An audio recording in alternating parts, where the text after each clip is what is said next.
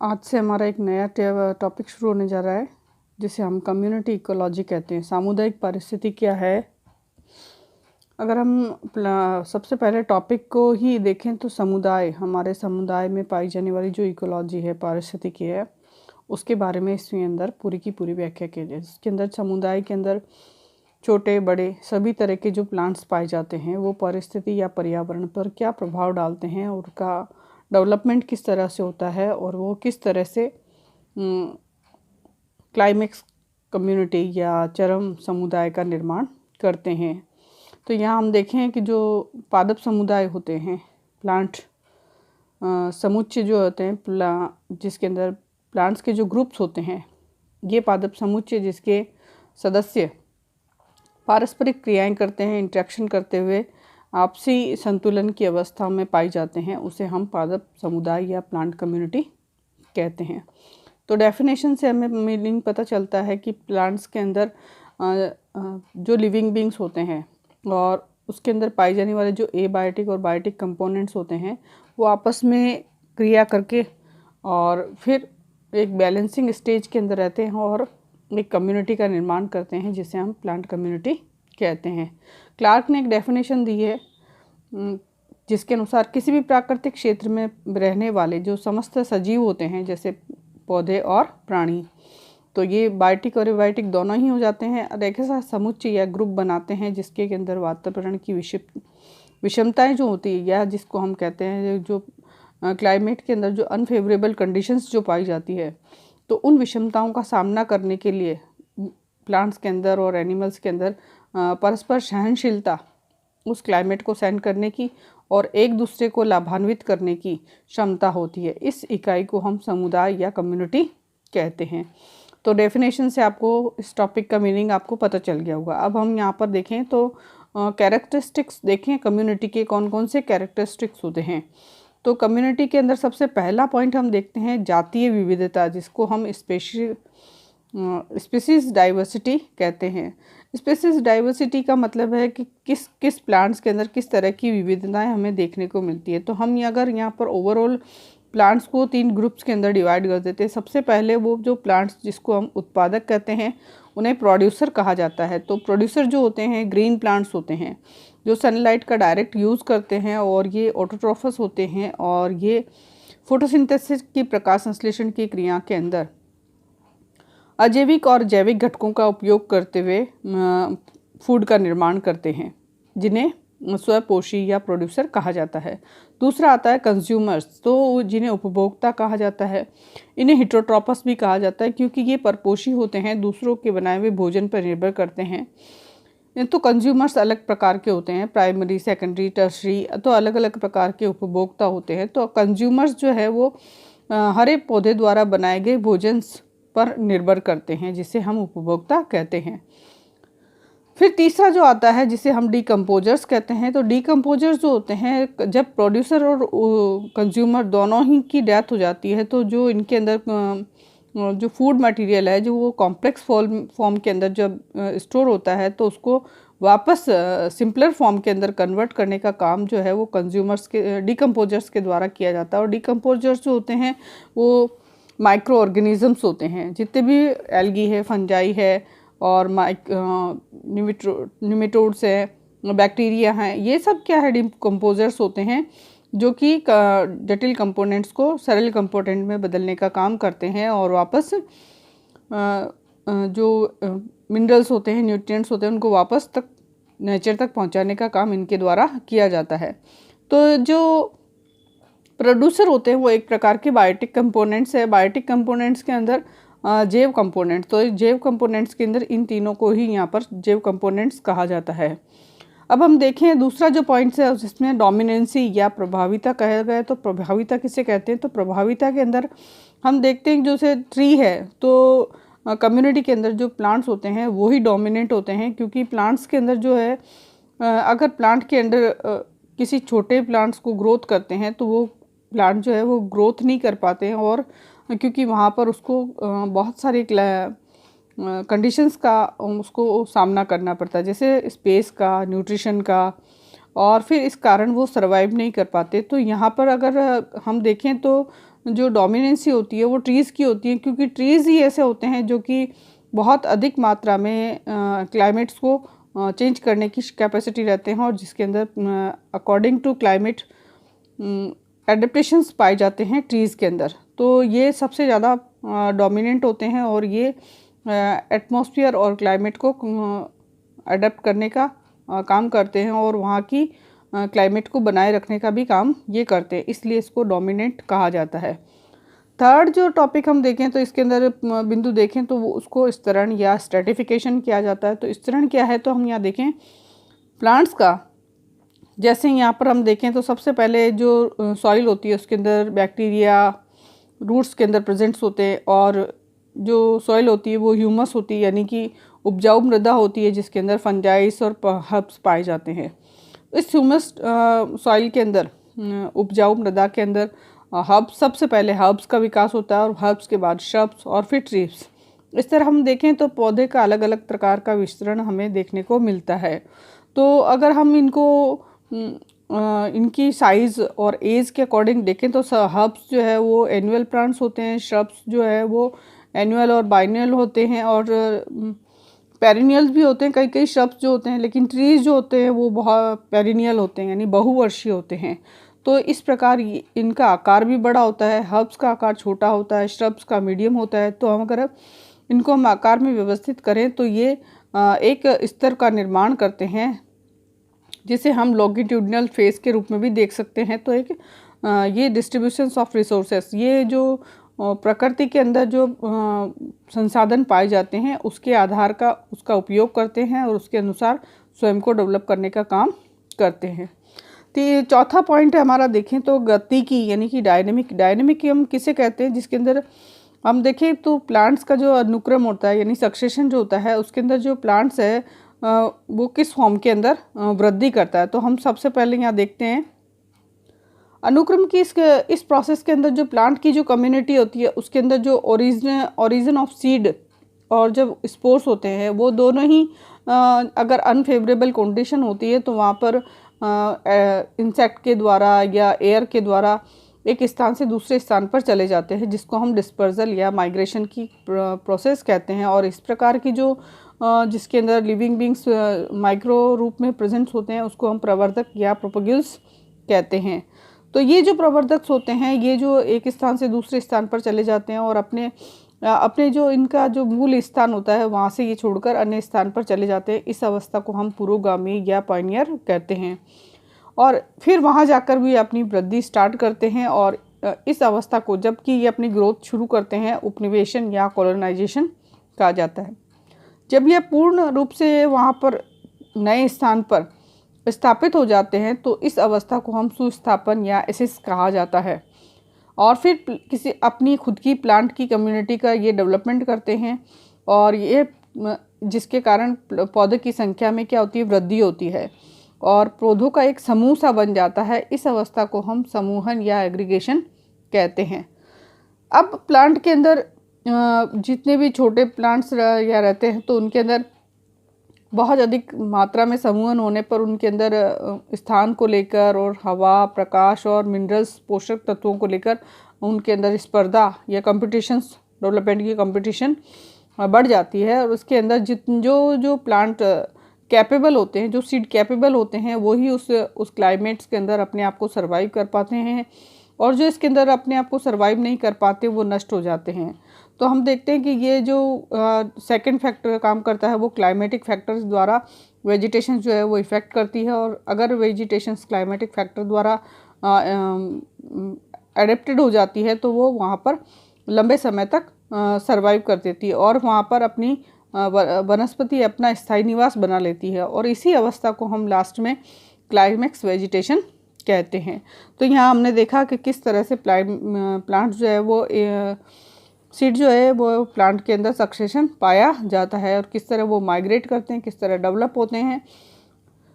Next जो अगर हम अग देखें अगर इसी टॉपिक के अंदर, तो हम देखें कि यहाँ पर पादप समूह संरचना के आधार पर संरचना के अध्ययन की में प्रयुक्त जो लक्षण होते हैं उनको हमने दो भागों के अंदर बांटा गया है। सबसे पहला है वो है विश्लेषणात्मक लक्षण और दूसरे हैं संश्लेषणात्मक लक्षण। यहाँ हम विश्लेषणात्मक लक्षणों को में सबसे पहले देखें तो विश्लेषणात्मक लक्षणों को फिर से हमने एनालिटिकल कैरेक्टर्स को हमने फिर से दो भागों के अंदर बांटा है, एक गुणात्मक और संख्यात्मक। तो यहाँ पर या परिमाणात्मक भी बोल सकते हैं उसको। तो यहाँ पर गुणात्मक लक्षणों को देखते हैं कि क्वालिटेटिव जो कैरेक्टर्स होते हैं वो कौन से होते हैं। तो सबसे पहले यहाँ का जो पॉइंट देखते हैं उसमें समुदाय का स्वरूप, तो किस तरह से प्लांट्स का समुदाय बनता है। तो प्लांट्स के अंदर जैसे हम प्लांट देख के अगर ग्रोथ पैटर्न्स को देखें तो उसमें पाई जाने वाली जो वेजिटेशंस होती है, जैसे ट्री क्षेत्र है, तो उसके अंदर बहुत कंडेंस जंगल या फॉरेस्ट उसके अंदर पाए जाएंगे। अगर हम ग्रासलैंड को देखें, घास स्थल को देखें, तो वहाँ पर छोटी छोटी ग्रासेस ही डेवलप होती है।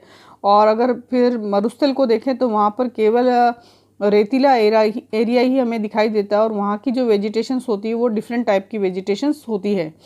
तो अब हम सेकंड पॉइंट पे चलते हैं। दूसरा है आवर्तिता या परिघटन। परिघटन हम फिनोलॉजी हम उस चीज़ को कहते हैं जिसके अंदर किसी प्लांट की जो लाइफ साइकिल होती है, जीवन चक्र के अंदर जो घटनाएं होती है उसका लेखा और उसका अध्ययन करना हम फिनोलॉजी कहते हैं। या हम देखते हैं कि जो प्लांट की लाइफ साइकिल में होने वाली कौन कौन सी घटनाएं हैं। तो प्लांट्स की लाइफ साइकिल में प्लांट के जो क्लाइमेटिक कंडीशंस के अंदर प्लांट्स को अलग अलग मिनरल्स से लेकर स्पेस है, क्लाइमेट है, अलग कंडीशंस में लाइफ को, प्लांट की जो लाइफ होती है उसमें उसको सर्वाइव करना पड़ता है। और सर्वाइव करने के बाद प्लांट के अंदर जो चेंजेस आते हैं उसको हम यहाँ पर प्लांट की जीवन चक्र की घटनाएं कहते हैं। तो इसको जिसके अंदर अध्ययन किया जाता है उसको हम फिनोलॉजी कहते हैं। अब हम देखें कि सी पॉइंट में देखें तो लंबवत विन्यास का स्तरण यानी लेयरिंग या स्ट्रेटिफिकेशन। स्ट्रेटिफिकेशन अगर हम प्लांट्स को अगर हम हर्ब, श्रब्स और अलग अलग ट्रीज़ को एक लाइन के अंदर अगर अरेंज करते हैं तो या इसका अगर हम एग्रीगेशन देखें तो यहाँ पर हमें ये एक लेयरिंग फॉर्म के अंदर स्तरण रूप में हमें दिखाई देता है। तो सबसे बड़े फॉर्म में ट्री, उससे छोटे श्रब और उससे छोटे श्रब और उससे छोटे जो हर्ब्स होते हैं। तो इस तरह ये लेयर्स के अंदर हमें प्रेजेंट्स होते हैं। तो इनका जो लेयरिंग का फॉर्म होता है वो डिपेंड करता है प्राकृतिक संसाधनों के उपयोग पर, इनकी लेयरिंग डिपेंड करती है। अब हम चौथे पॉइंट पे देखें तो बाहुल्यता किसे कहते हैं। तो यहाँ पर एबंडेंस जो होती है जिसके अंदर जो प्लांट जो होते हैं, जो एनवायरनमेंट के अंदर जो अनइक्वल और इरेगुलर फॉर्म डिस्ट्रीब्यूशन भी अंदर नेचर में भी हम देख सकते हैं कि हमारे पास जो आसपास जो एरिया पाया जाता है उसके अंदर हम देख सकते हैं कि जो प्लांट्स होते हैं वो अनइक्वल होते हैं, असामान्य रूप से, इरेगुलर, अनियमित रूप से अलग अलग जगह पौधे वितरित होते हैं। और इसी आधार पर इसे 5 भागों के अंदर बांटा गया। तो सबसे पहला जो तो एक है वेरी रेयर, बहुत दुर्लभ पौधे हैं जो कि, दूसरा है रेयर जो कि दुर्लभ, तीसरा है सामान्य यानी कॉमन, चौथा है एबंडेंट यानी बाहुल्य रूप में, और पांचवा है मच एबंडेंट यानी बहुत बाहुल्य रूप में, बहुत दुर्लभ रूप में हमें वो प्राप्त होते हैं। तो इस तरह से यह बहुत रूप में प्राप्त होते हैं। तो हम यहाँ पर देख सकते हैं जो प्लांट का जो डिस्ट्रीब्यूशन होता है वो अलग अलग एरिया में प्लांट्स पाए जाते हैं और उसकी वैरायटी भी अलग अलग एरिया में वहाँ के क्लाइमेट्स के अकॉर्डिंग या वहाँ पाए जाने वाले मिनरल्स के अकॉर्डिंग वहाँ पर प्लांट्स का डिस्ट्रीब्यूशन होता है।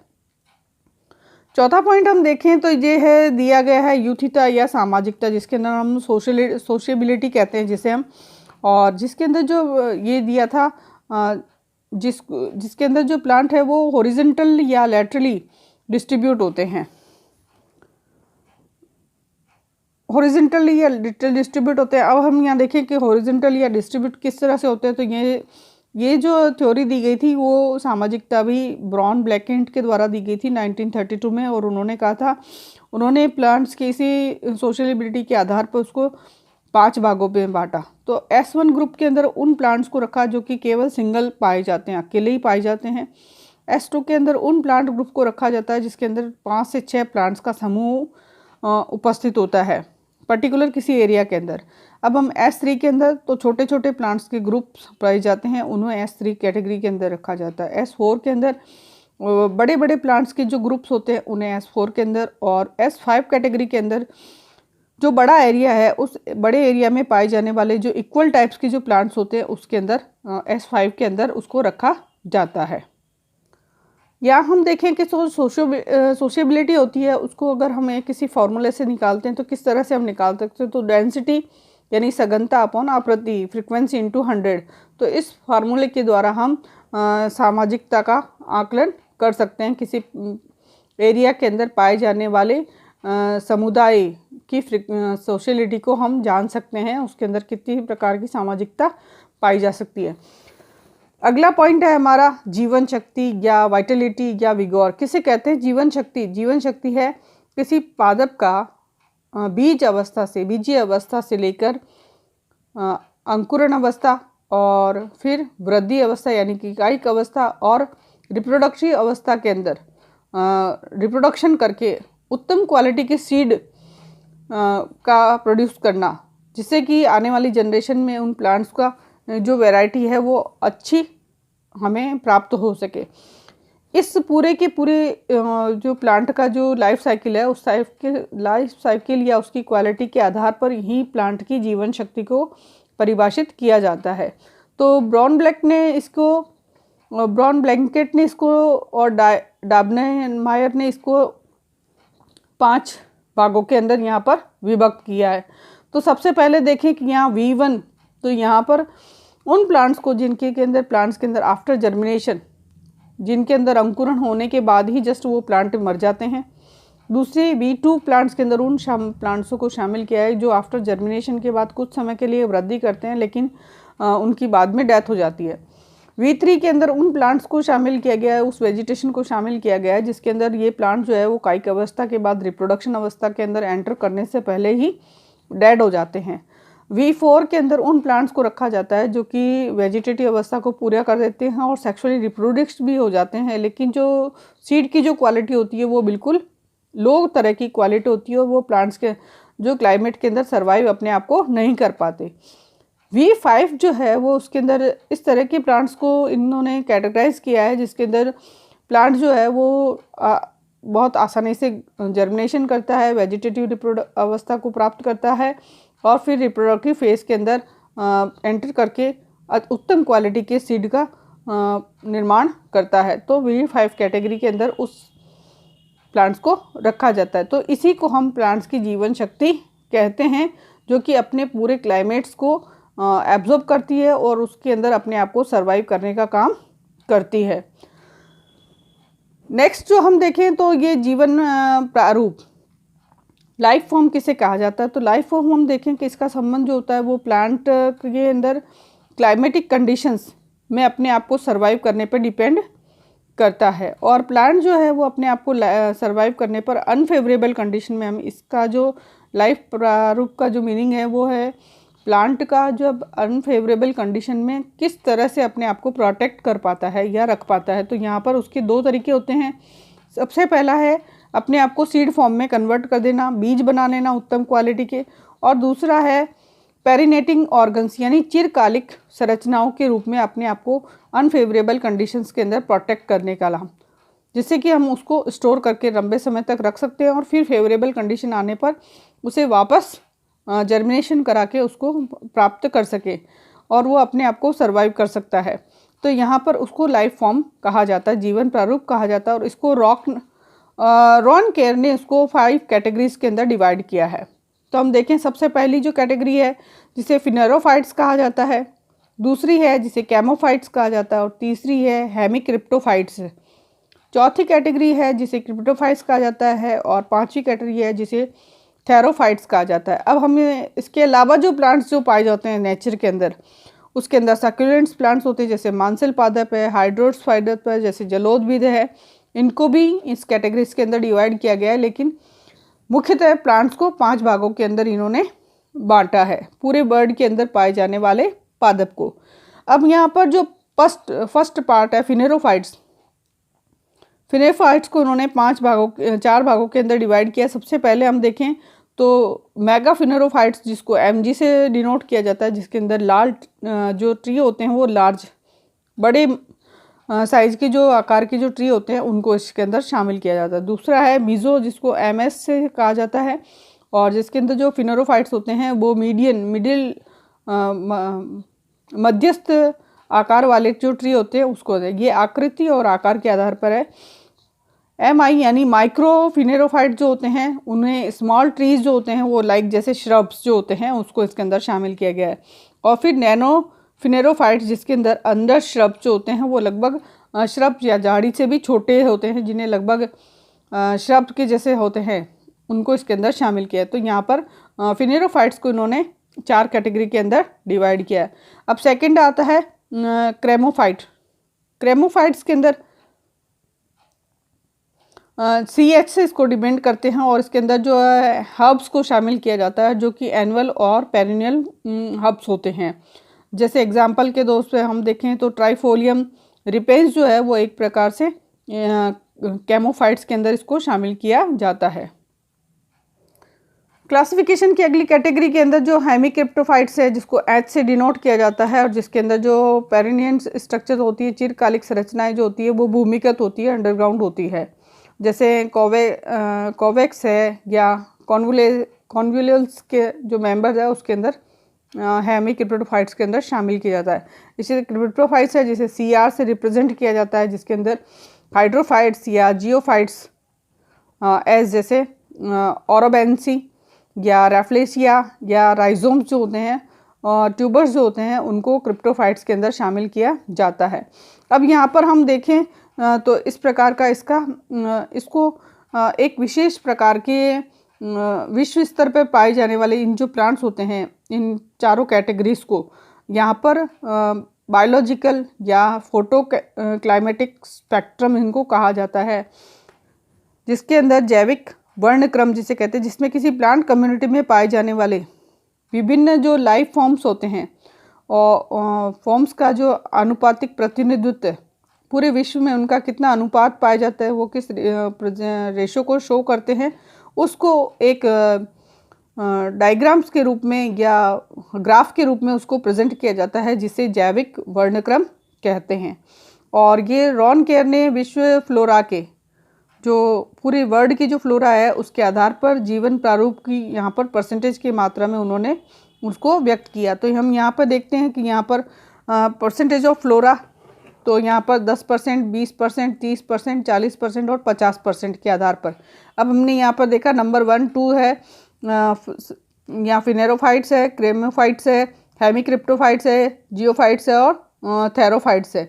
तो 1, 2, 3, 4, 5 यहाँ पर नाम दिए, इनकी लेबलिंग की है और ये कितनी परसेंटेज मात्रा में पाया जाता है। जैसे एक है फिनेरोफाइट्स है तो ये लगभग 11% के अंदर प्रेजेंट्स होते हैं, 15% के अंदर यहाँ पर देखिए। फिर है उसके बाद सेकंड नंबर पर है कैमोफाइट्स जो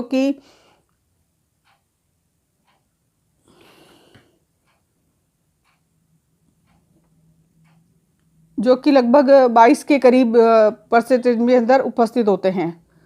फिर आप देख सकते हो हेमिक्रिप्टोफाइट्स जिसे H से डिनोट किया गया है, तो हेमिक्रिप्टोफाइट्स है ये भी लगभग 20 के आसपास परसेंटेज के अंदर उपस्थित होते हैं। इसी तरह जो जियोफाइट्स होते हैं वो जियोफाइट जो है वो लगभग 5% पूरे वर्ल्ड के अंदर 5% ही फ्लोरा के रूप में पाए जाते हैं।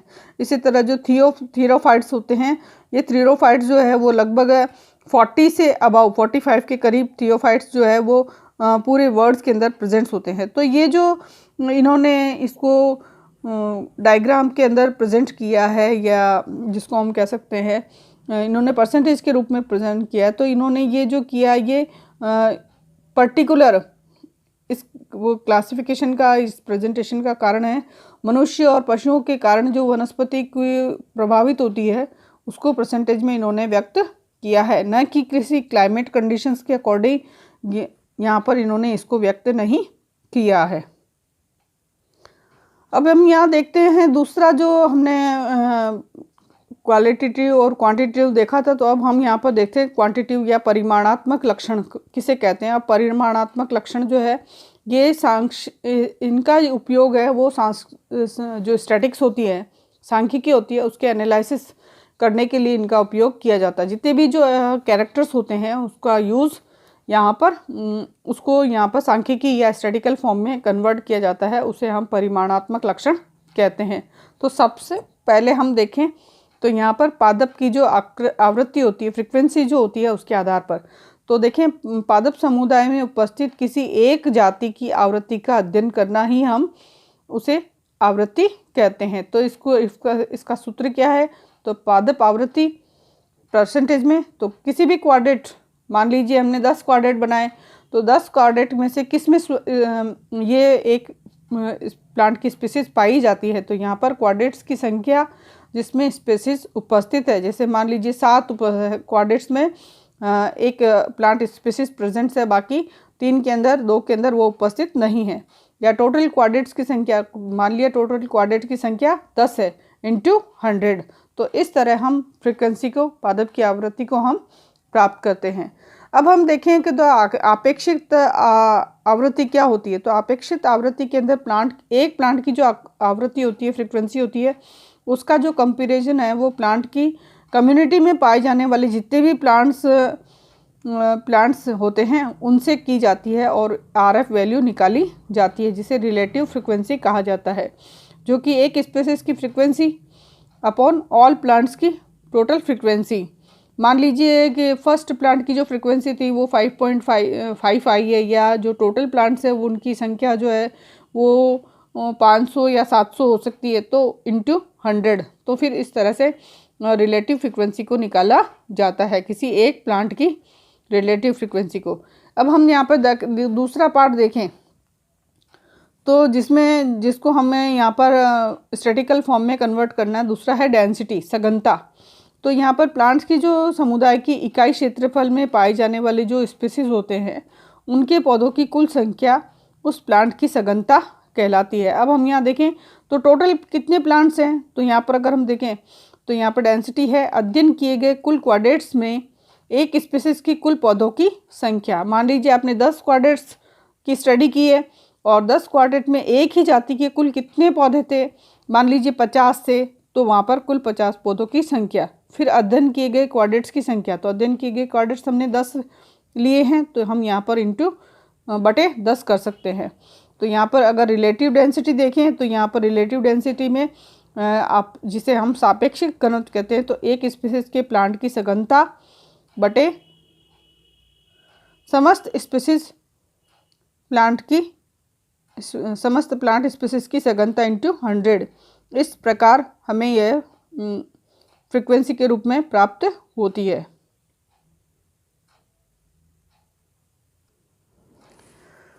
देख लीजिए दिखाए गए प्रैक्टिकल के अंदर सबसे पहला आपने लगभग 10 क्वाड्रेट्स लिए हैं, यहाँ पर 10 स्पीसीज लिए टोटल, और 10 स्पीसीज के अंदर हमने 1 2 3 4 5 6 7 8 9 10 क्वाड्रेट्स बनाए हैं, और 10 क्वाड्रेट्स के अंदर ही पाए जाने वाले प्लांट्स का डिस्ट्रीब्यूशन देखा है। ठीक है, अब हमने इसमें फ्रीक्वेंसी निकाली है। तो देखिए total frequency, total number of 80 हमने किस तरह से निकाला है। अब यहाँ पर देखें हम, तो हमने कहा था टोटल क्वाड्रेट्स में पाए जाने वाले पौधों की संख्या 8 बटे टोटल क्वाड्रेट्स 10 इंटू 100, तो हो गया 80%। डेंसिटी निकालने के लिए 46 अपॉन 10, 4.6 डेंसिटी होगी। अब अगर आप इसका पर्टिकुलर एबंडेंस निकालेंगे तो 46 अपॉन 8। तो इस तरह से हम पूरी फ्रीक्वेंसी को यहाँ पर निकाल सकते हैं।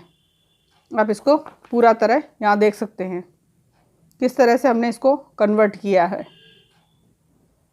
फ्रीक्वेंसी को और डेंसिटी में।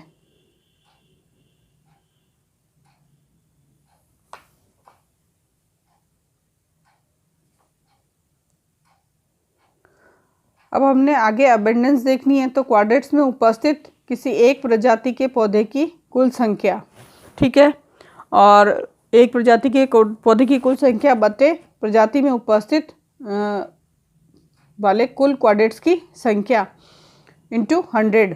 तो यहाँ पर देखिए इसको हम किस तरह से प्राप्त कर सकते हैं। रिलेटिव अबेंडेंस हम किस तरह से प्राप्त करते हैं। एक प्रजाति के पौधों की कुल बाहुल्यता लगभग टोटल कितने स्पीसीज है, जैसे 46, समस्त प्रजातियों के कुल पौधों की बाहुल्यता कितनी है, लगभग 8 है, और इसके अंदर हम अगर परसेंटेज का भाग देखें तो हम इस तरह से उसको निकाल सकते हैं। देखिए अबेंडेंस हमने किस तरह से निकाला है, जैसे टोटल नंबर ऑफ प्लांट्स की एक प्लांट की स्पीसीज की संख्या, फिर उसमें टोटल कितने क्वाड्रेट्स के अंदर वो स्थिति प्रेजेंट थी वो 5.75।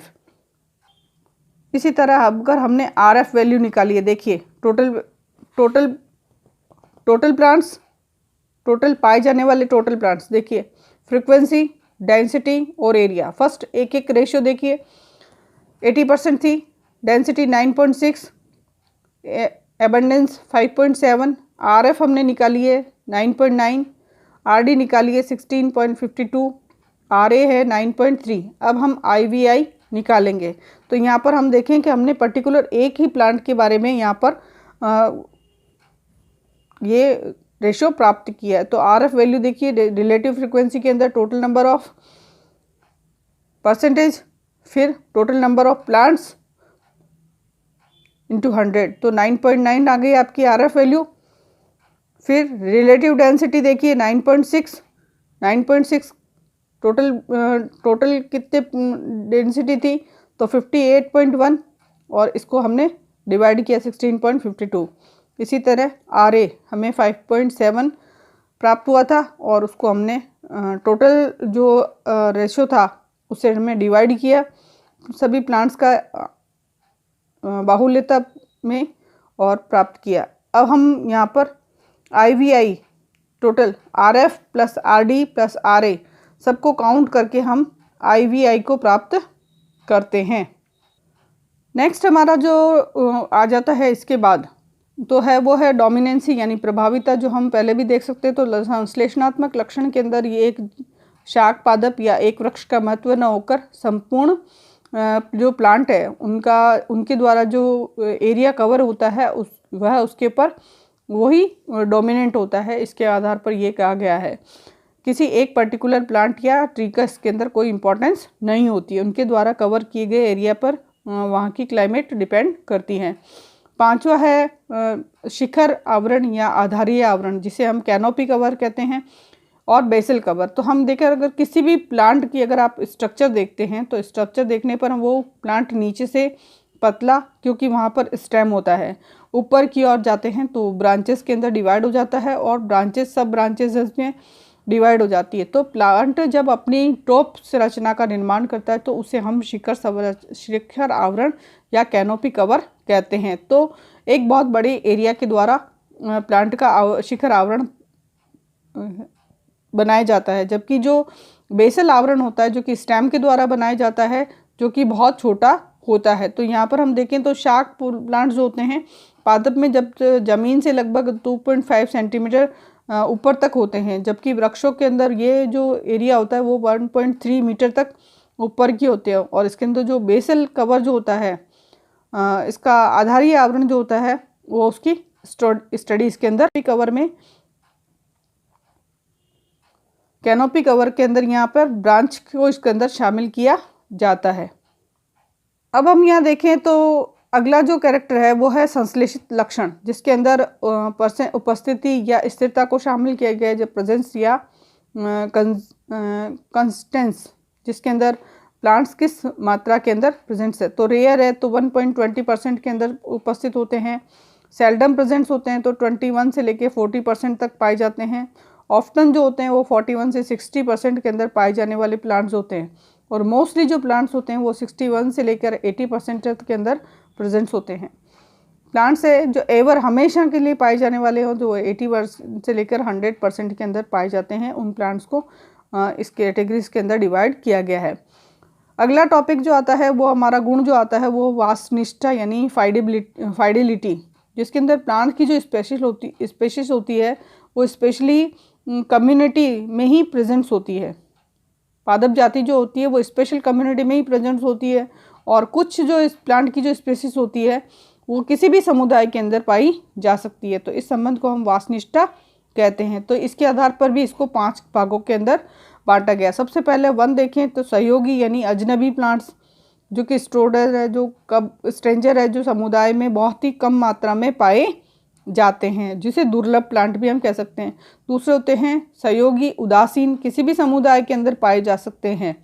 इसके अंदर पर्टिकुलर उस प्लांट की कोई विशेष कैरेक्टरिस्टिक्स उसके अंदर नहीं होते हैं, वो किसी भी क्लाइमेट्स के अंदर प्रेजेंट हो सकता है। फिर F3 के अंदर वरीयता के अंदर कुछ पादप समुदाय में बहुल्यता से पाए जाते हैं। F4 के अंदर विशेष पादप समुदाय जो होते हैं वो रेयरली होते हैं और उपस्थित होते हैं, विशेष क्लाइमेट के अंदर ही प्रेजेंट होते हैं।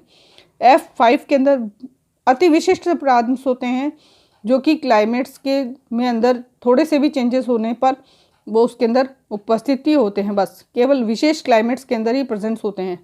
अब हम यहाँ पर अगला देखें तो प्रमुखता या इम्पोर्टेंस देखें तो इसमें जो गणितीय पक्ष को संख्यात्मक रूप में प्रस्तुत किया जाता है संश्लेषित कैरेक्टर्स या सिंथेटिक कैरेक्टर्स के अंदर, और यहाँ पर जो फ्रीक्वेंसी, डेंसिटी और इनकी जो स्टैंडर्ड्स होते हैं उनको जोड़कर यहाँ पर महत्व सूचकांक का निर्माण किया जाता है, जिसे हम इम्पोर्टेंस वैल्यू इंडेक्स या IVI कहते हैं। और ये लगभग 300 से अधिक नहीं हो सकता। ये IVI के अंदर रिलेटिव फ्रीक्वेंसी, रिलेटिव डेंसिटी और रिलेटिव एबंडेंस का अध्ययन किया जाता है।